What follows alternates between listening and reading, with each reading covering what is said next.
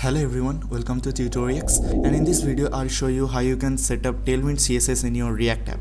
So I just created a React app inside this TUTORIEX folder and I used npx create react app command and I ran the npm start. So let's now set up Tailwind CSS.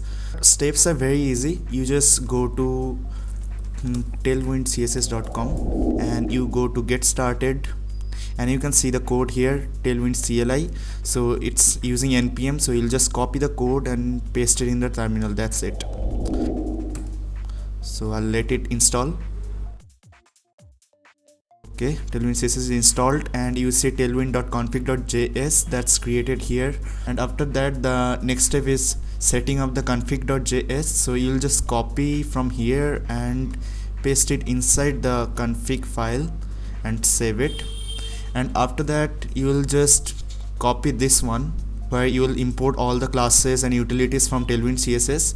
Inside src you will have your index.css.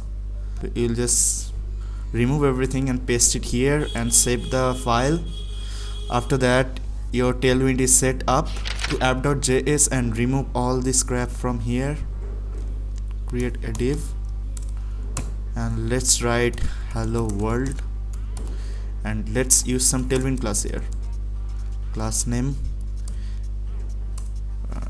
text to Excel, and save the code, and local server is already running. I'll stop the server and start again. It's starting the server. Okay, it's started. So let's check. So you see the background is violet and hello world is on Excel.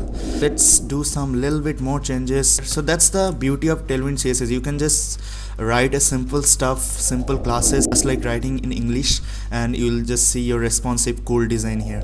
See, it's on the middle. That's how easy it is setting up your Tailwind CSS in your React app. So see ya.